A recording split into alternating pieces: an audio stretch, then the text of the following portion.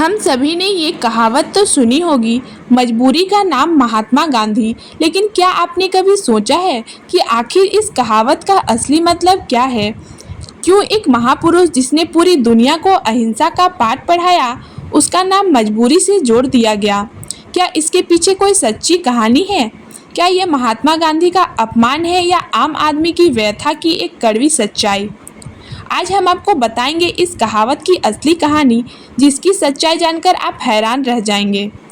ये बात है भारत के स्वतंत्रता संग्राम के समय की।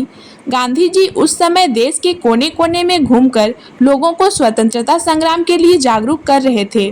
वो बहुत ही सादा जीवन जीते थे, धोती, एक लाठी और सत्य का मार्ग।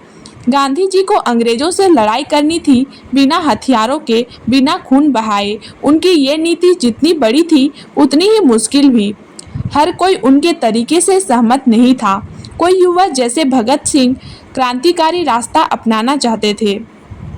गांव के लोग भूखे हैं, अंग्रेजों के अत्याचार से त्रस्त हैं, और एक औरत अपने बच्चों को खाना नहीं खिला पा रही, एक बूढ़ा आदमी टैक्स नहीं भर पाया तो उसकी ज़मीन छीन ली जाएगी।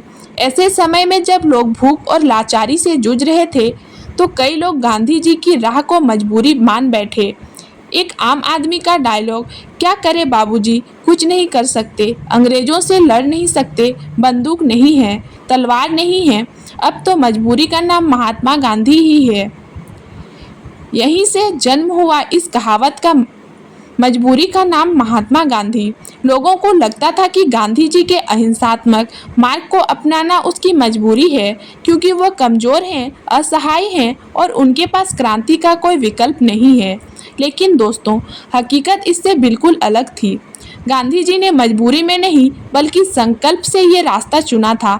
उनका विश्वास था कि अगर हम हिंसा से लड़ेंगे तो हम भी उन्हीं जैसे बन जाएंगे जिनसे हम आज़ादी चाहते हैं। उनका कहना था, आँख के बदले आँख पूरी दुनिया को अंधा बना देगी। लेकिन आम आदमी के लिए, जो रोज़ अपनी ज़िंदगी की लड़ाई लड़ रहा था, उसे ये आदर्शवादी बातें मजबूरी लगने लगी। इसीलिए जब कोई ऐसी स्थिति में होता है जहाँ कुछ नहीं कर सकता, तो हंसी में, कटाक्ष में या दर्द में कह देता, अब तो मजबूरी का नाम महात्मा गांधी है। 1942 में भारत छोड़ो आंदोलन में भी लोगों ने यही कहा, करना तो कुछ है नहीं, गांधी जी ने कहा है अहिंसा, तो बैठो घर में।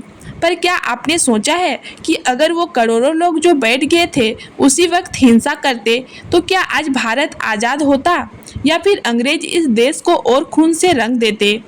ये कहावत, जो अब एक मजाक बन चुकी है, दरअसल एक आम भारतीय की निराशा, लाचारी और क्रांति की चाह का प्रतीक बन गई। आज जब कोई बच्चा या कोई मजदूर या कोई मजबूर इंसान ये कहता है मजबूरी का नाम महात्मा गांधी, तो वो अनजाने में उस दर्द को दोहरा रहा है जो उस समय के भारतीयों ने सहा।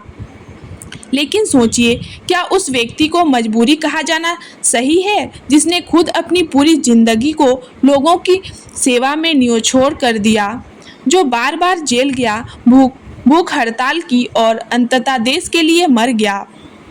शायद नहीं। अब समय है इस कहावत को नए अर्थ देने का। मजबूरी का नाम महात्मा गांधी नहीं, संकल्प का नाम महात्मा गांधी कहिए, साहस का नाम महात्मा गांधी कहिए, क्रांति का नाम महात्मा गांधी कहिए, क्योंकि उनकी मजबूरी नहीं, उनका संकल्प हमें आज़ादी दिलाने का कारण बना। एक कहावत से किसी का इतिहास नहीं बदला जा सकता, लेकिन सच्चाई को जानकर हम अपना भविष्य जरूर बदल सकते हैं। अगर आपको ये कहानी पसंद आई हो तो वीडियो को शेयर कीजिए और चैनल को सब्सक्राइब करना ना भूलें।